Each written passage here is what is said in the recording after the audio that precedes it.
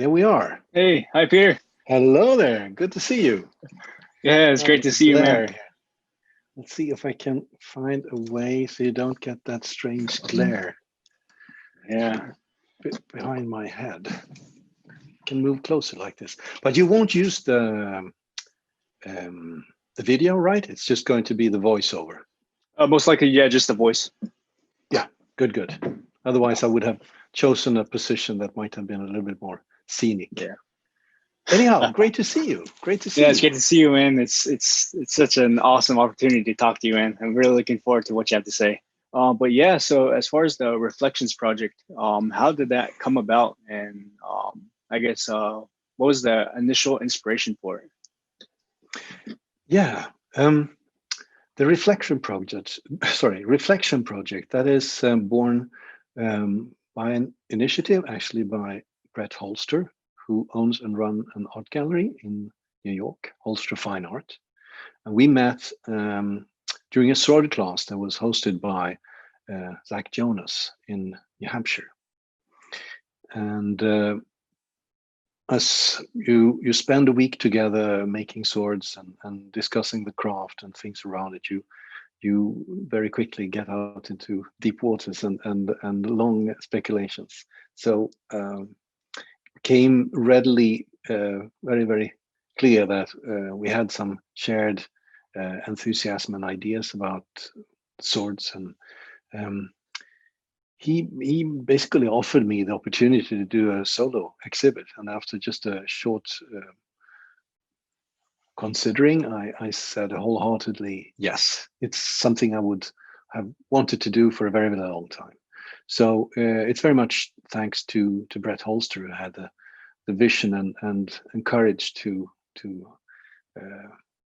start a project like that. Yeah, it's awesome, man. Yeah, so the Reflections project happened. The swords are amazing. But I guess going back to your own life as a swordsmith, the progression of your life that led up to the Reflections project. Who were like your inspirations, your mentors, and how did that come around to define yourself as a swordsmith? Well, I guess I never really choose to be a swordsmith. I was more like a discovery, like, okay, I guess I am a swordsmith now.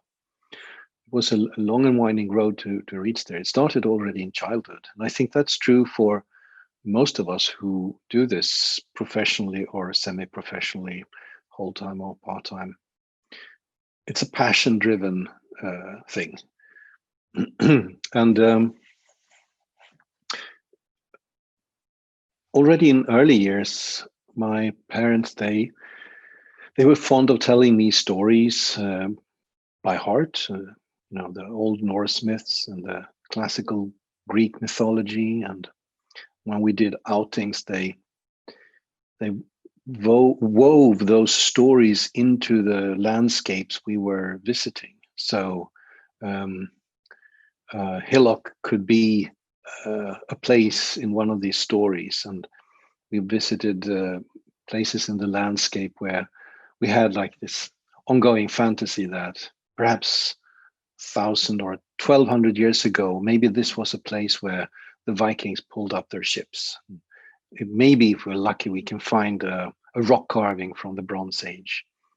So both the stories and the places and the objects became very much alive and very much part of my childhood mythology, so to say. It was the stuff I built my own fantasies from.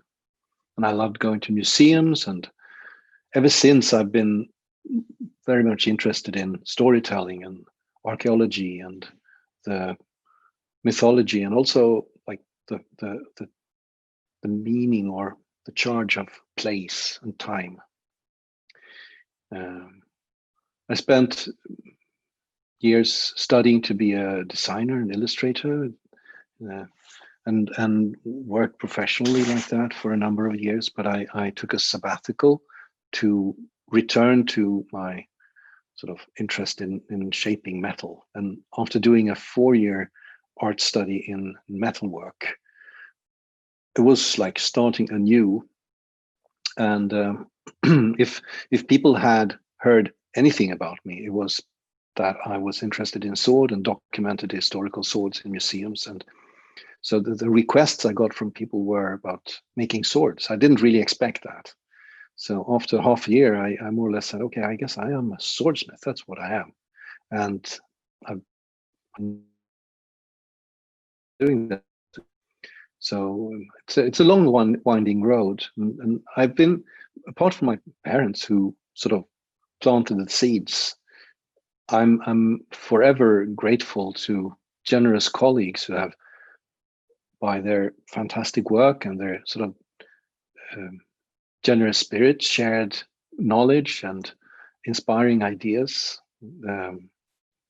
Don Fogg and Roman Landes, Jean-José Tritz, Kevin Cashen, Rick Furr. There are many of them. It's a wonderful thing to have a network of colleagues that are friends where you can share ideas and find like new spark. So it's really a sum of all of those things. Oh, wow, that's awesome, man. How was like the summation of that, the whole project reflect like your own perception of the sword, and like what it is you learned from like your childhood? You heard about the mythology, all these different stories with the landscape, how like and how embedded the sword it was with not only the people, not only the humans, but also the landscape. How was like the part of that? Yeah, it's a good question. It was really a dream project in many ways, because I had free reign to explore the sword in a way that I found meaningful in a like a context of an art museum or art gallery, I should say. So I wanted to have an overarching theme that connected the swords. It was 8 swords and 3 daggers. And I wanted to have a clear connection to mythology. I also wanted the swords to be based on geometrical design. I will return to that. I guess one of the fundamental aspects of this is that as a driving motivation, I guess could say, for the study and the making of the sword is this trying to figure out what is a real sword. What is it to make a real sword? What constitutes a real sword? And again, that's an idea that goes very far back in personal history. And I guess I've come to see it like the sword is in a way a symbol for something that is authentic. And it's a question that it's often returned to, like when you do demonstrations, you have an open day at the museum and you hold lectures, and it's one of those reoccurring questions. So is this a real sword? And that question has made me think over the years, like, why do we even pose this question? Like, I mean, yeah, sure, it's made from steel. You can cut things with it. Of course, it's a real sword, but there is something in that question that goes beyond somehow the object or the resiliency or the sharpness. There's something else. Is it really a real sword? And it's made me think that for a sword to be a real sword, it's not enough for it to just be, well made and well balanced and sharp and hardened properly and all of that, or made to be a very good, authentic interpretation of a historical original. I mean, any parameter you can put to the sword and measure to say, yeah, it measures high on this or that scale. But it goes beyond that, because I think the sword always has to represent ideas and perhaps even ideals. And I think that is absolutely central to what a sword is. And maybe that aspect is what I find most interesting in the making of swords.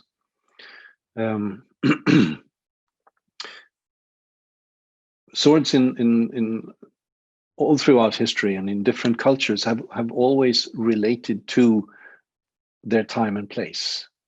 An important aspect of their shape and design and craftsmanship and decoration is always the hosting culture's cosmology, an idea of heroism and right and wrong, of gods and what is good and what is bad. The sword, in several aspects, has to reflect this somehow, because it's sort of it manifests this, and it has to do that. The use of the sword is, when we think of it, is not mostly its use in battle. Of course, it is a weapon, and of course it's used in horrific acts of violence or heroic deeds of defiance and defense. I mean, it's a tool for violence and warfare, but it's also an attribute for the person who wears it. And most of the time, a swordsman or a military or a official, nobleman, or whatever, is in contact with the sword, it is worn as an attribute. So that is most time that the sword is used, is it's actually carried to convey some kind of meaning, to show that this person has a certain position in society, is connected to certain privileges, but also certain duties. And I think that's true in all cultures that use a sword. So if you remove that aspect from a sword, that it conveys meaning, that it comes with responsibility and a sense of connection, if you remove that from the sword, it's not really a sword anymore. And that sort of makes it important for us today, when we study the sword, when we study the craft, when we take on upon ourselves to make a sword. I think it's important to think about, to reflect on. So why is this sword made? What is its purpose? Who will own this sword? And that is sort of the key to the title of this exhibition, the reflection. There is this quote from a letter written by a secretary, Cassiodorus is his name, to Theodoric the Great. And Theodoric the Great received a gift from the king of the Varni, which included some swords of excellent quality. This is back in the day when really nice swords were pattern welded and had gilded hilts and were splendid objects indeed. And Cassiodorus, he writes the thanks of Theodoric the Great, and one thing he says in saying thanks for this gift is, so resplendid is their polished clarity that they reflect with faithful distinctness the faces of those who look upon them. Steely light becomes a mirror of men. And I think that's an excellent quote, because of course it describes the sword and how fantastically beautiful it is to look upon, how awesome and awe-inspiring it is. But it's also, it shows truthfully the face of anyone who looks at it. So I think you can see that also like a symbolical hint, that you see a true image of yourself in the sword. So when you hold the sword, who are you? Who do you become when you hold this sword? Are you a destroyer of culture? Are you a reckless wrecker of things that are built? Are you someone who seeks the truth? Are you a protector of important values? Are you ready to even meet yourself in a battle? Do you dare to challenge even yourself and your own beliefs in your search for truth and honor? how far, or are you hypocritical? Do you see the enemy only coming from without? What is the battle really about? So in that way, with those questions, the sword is really a mirror. And I think symbolically, the bestowing of a sword, the gift of a sword, is in a way elevating a person to a new role, a more distinct and rarefied role in some connection. I mean, that's the ideal anyway. And that position, that ritual, it always comes also with responsibilities. They are described differently throughout history and in different cultures, but it's never only a matter of privilege. And in different cultures throughout history, there is also this element of soul searching and the role of the sword carrying hero, or the proponent or fighter for something. It comes with this idea of it takes honesty, and it takes clarity. And the sword represents aspects of a person that has to do with insight and judgment, and all the qualities that we can use to, or words that we use to describe the quality of a sword, like balance and flexibility, sharpness, toughness. They are also words that we use to describe a person of quality. So these are spiritual and intellectual qualities that we uphold and revere. And I think owning a sword and looking on it as a mirror should be a way to perhaps inspire reflection and introspection. So I wanted to make swords that were focuses for let's say, contemplation. And to stress that fact, I wanted them to be dedicated to goddesses. And they should be based on geometry. So geometry is a way to define what is true. If you can find the geometric principle behind a natural law or a movement or the relationship between things in a process, if you can describe it geometrically, you know its deeper principles, and you know something very precise about it. Geometry has been used from the earliest of times for the building of temples.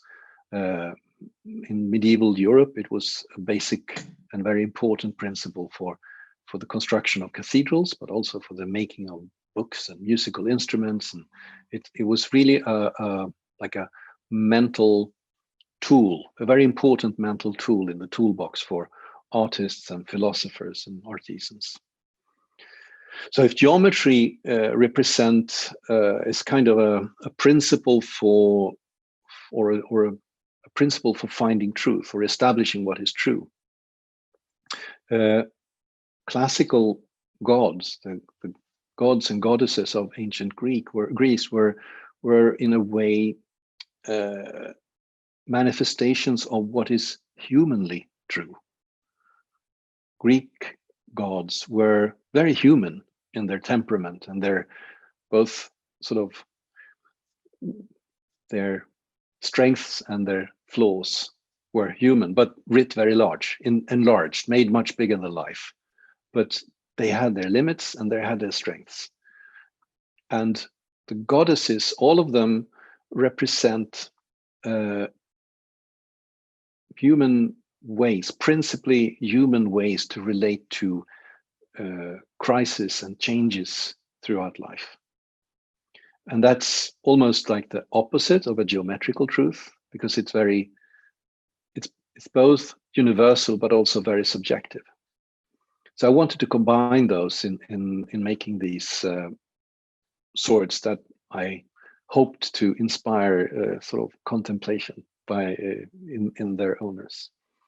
So that's a very long-winded description of the inspiration and motivation behind this project. Wow, I'm kind of speechless just thinking about what you said. Yeah, I'm not sure where to go from there. That was a lot more. That's a lot more than I expected. It's a It was long off. tail.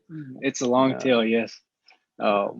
That's it's so awesome though. It's so much to learn from it. I guess if someone wants to learn more about like the geometry used in like cathedrals, or different information on the sword, do you have any like museums you would tell them to go to? Any books you'd reference them to read? Yeah, that's a very good question. It's this idea about using geometry as a tool for design is you can find little leads about it almost anywhere actually, but there's a lot of bad information about this as well. There's what do I mean with bad? Well, the thing is, geometry has always been connected to mystical thinking and magical thinking. There is a symbolical and religious and perhaps even magical aspect of geometry during medieval period, and going further back, of course. I mean, in ancient Egypt, I mean, they were the masters of geometry, and geometry was a way to construct temples and pyramids, but also very sort of everyday application of reestablishing plots of agricultural land after the flooding of the Nile. You had to sort of redraw the boundaries after each flooding. So you needed to be able to measure land, and geometry is basically the art of measuring land. But because of this, geometry, like anything that aspires to be charged with some kind of power and lead to deeper understanding, there is always a danger of flirting with the superficial and sort of just make believe. So there's a lot of new age ideas. I won't even call it teaching, that is connected to geometry. And I mean, everyone have this for using it, but I have tried to stay away from more fanciful and far-reaching claims in doing this. And I try to, even though I see how effective it is to use as a tool, I try to, I mean, I may be mistaken in my studies. Maybe my idea that medieval swords were based on geometry, perhaps I'm mistaken with that. It's possible. It's difficult to have the absolute proof, since there are no, I mean, the craftsman didn't leave behind any notebooks or sketchbooks. The people who made the swords, they weren't literate. Perhaps there was a point in not actually conveying in any permanent way the more inner secrets of their workings. So the only thing we have is the remaining swords and what they can show us. And in my studies, I see what I recognize as clearly repeated patterns and principles in a way that I find rather convincing. But even so, I know looking for patterns, if you look for patterns, you will tend to find patterns. So you need to remain humble to that fact. And the same is true if you're interested in learning to use geometry. You have to remain critical and careful, because the circle and the line, the circle has a very strong attractive power. It's not by chance that the circle is a magical shape, it'll draw you in, and you could lose yourself in the circle quite easily. So when you construct designs geometrically, if you're not careful, you will soon start to chase the devil's tail in this sort of no end to the preciseness and finesse that you can try to achieve, and you can easily take it way too far. So you need to think about what is the reasonable level, and why am I doing this? It's supposed to be a support and a guide, but also a practical stricture, a good limitation, a limit that will set you free. So it's good to keep that in mind. You can see ideas of using geometry in various design handbooks. You can order them on Amazon. Google geometry and design, and you will find a long list of titles. I've never put together a good literature list that I would recommend, and I know I should do that. There is one book published by a professor, a historian of architecture, Robert Bork, that is called The Geometry of Creation, which is a beautiful analysis of preserved medieval parchments that show the exact construction, geometric construction of medieval churches, cathedrals. So you can see the exact geometric sort of recipes, or not recipes, I should say,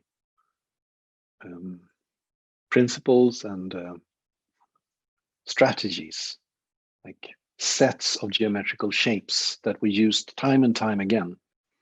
And it so happens that I find the same set or sets of geometrical figures being used time and time again for the swords that I analyze, which is one of the things that to me hints there might be something to that. So Robert Bork's work, I can really recommend that. I guess really quick, you said the swords that you examined. As Yes. far as how did you get in the presence of these swords? How was that process to actually like find these swords, that follow the actual geometric, the truth, like a true sword digger? Like how did you do that? Well, first of all, I began documenting swords back in the early, or mid 1980s, when I was doing my Master of Arts in Design and Graphical Design and Illustration, because I was already at that time, I had this idea. I wanted to make a sword, but it should be a real sword. Again, what is that? Well, at least then I wanted to know what swords were like back in the day. So I contacted curators at the Historical Museum in Stockholm and asked if I could possibly look at some of the swords in storage and make drawings and take measurements from them. And they were generous and allowed me access to medieval swords and Viking swords and even some Bronze Age swords. And that was fantastic. There is something when you see one of these historical originals, you see things that cannot really be communicated in text or photographs. There is a presence and a subtle complexity in these objects that you really have to, I think you have to experience yourself. So there is nothing replacing making a pilgrimage to a collection. And at the very best, of course, trying to get access to an original. And of course, you have to be very mindful and treat it very carefully and all of that. And you have to keep in mind that the people who work at the museums, they are usually very, very busy and underpaid, and you're being a problem to them when you come to asking to document swords. So you have to be mindful about that. But if you're lucky, you can be given access to some swords, and the knowledge you gain from that is invaluable as a craftsman. It's really, really powerful information you can get from that way. And since I was trained as a graphical designer, even before I started making swords, I had training in design principles that you use for making layout. And that is basically a modernized version of the craft of the medieval scribe. Even from the very, very earliest beginning of the book, when they started to make codices instead of scrolls, they cut the pages to a certain size and proportion, and they placed the text on the page according to certain rules and dimensions and proportions. And so when you learn layout, classical book layout, you learn to lay out grids, and you learn to have a certain proportion between the margins, upper, lower, inner, outer, and the position of the pagina and the size of the letters to the size of the page. All of that follows like some certain, let's say, sets of rules. And that is very medieval in mindset. So when I had started to have a collection of measured sword or documented sword, I started to think about, so if a medieval mind made these swords, it's rather reasonable to think that they were also constructing according to some kind of basic principles that has to do with proportion and dimension. And it took me 10 years of thinking to stumble upon the way that you can use geometry that is repeatable and simple and holistic, with as few sort of exceptions as possible. The first thing that stood out was that seemed to be modules, like a hilt could be divided in, like it could be 1, 2, or 3 units, and then a multiple of that unit could be the blade length. And long swords are very commonly 1 to 4, very, very commonly. So it cannot be just a pure chance. And then you can start to find relationship between blade width and guard width, and but there were also not just whole numbers represented, there were irrational numbers. You could find the root 2, you could find the golden section, root 3, and they are represented with a surprising degree of exactness. So whatever method they used has to be able to construct both exactly whole numbers and whole number ratios, as well as irrational number ratios. And the way you do that in medieval times is by using geometry, because you can construct very easily construct an equilateral triangle from 2 circles, and then you're using both the unit 1, but you're also working with the principle of root 3. So the whole design can be like an echo of a repeated use of subdivisions of the 1 and different applications of root 3. And this is difficult to describe in words, but once you see it, I can easily show anyone how you can do this. And you can quickly learn it with just a compass and a ruler. If you spend a few afternoons, you will learn the ropes, and then it's just a matter of keeping up the training and finding even more simple and elegant ways to apply this. And it's really a great benefit, because once you've sort of internalized the use of geometry, you can sketch designs in your head as you're sitting on the bus or as you're making dinner, because it's you learn to divide shapes into ratios, and you can visualize them for your inner eye with a high degree of precision. And this is extremely powerful. And you can communicate your design to another craftsman by saying, the hilt is 1 to 6 to the blade. The guard is the base of an equilateral triangle based on the length of the hilt. And the blade width is, say, 1/4 of the hilt length. And the fuller should be 3/5 of the blade length. And then you can just decide, okay, but how big should the sword be? Well, the blade should be the full length of the arm of the customer, from extended finger to shoulder. And then you scale everything based on that single measurement. And so if you internalize this method of design, you don't have to base so much on actual drawing. You can make sketches with your compass or your ruler on the floor or the wall as you go, since many of the measurements are hidden inside the object itself, so to say. It relates to itself. And this creates an overall harmonic, holistic design. There is another book, which is called By Hand and Eye. It's written by two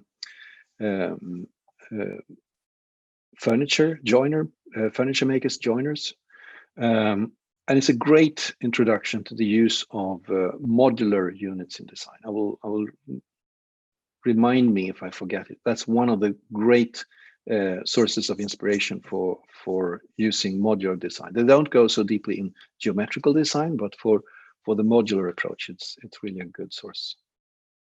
Sorry, I feel I'm rambling, but this is the nature of this thing. You open a door and you lose yourself in the labyrinth. Yeah, right. Yeah, no, it's totally cool, man. It's super interesting. I'm so glad I reached out to you to find out some more information on it, because it's just amazing. It's blowing me away. But yeah, I guess that's a good ending point with that. And so I guess, do you have any places where people could find you? They can find your work, and they can just learn more about your own perspectives on things? Yes, absolutely. I have a homepage that I haven't updated in years. It's Peter Johnsson, as one word, .com. You're very welcome to make a visit there. There is also a website for the reflection project. If you go to swordreflections.com, sword reflections, as one word, you can see there are some articles about the various aspects of the project. You can read about ideas about the sword, ideas about the craft, a presentation of geometry, and also the concept of dedication. Since the swords are dedicated to goddesses, what does that really mean? But also the fact that to make a sword, you have to dedicate yourself to the craft. And what does that mean, really? And then you have a presentation for each of the swords and the daggers. So you can see the geometry I constructed or developed to define their shape and proportions. And there's a short little essay about each goddess and each fury that was the inspiration for these things.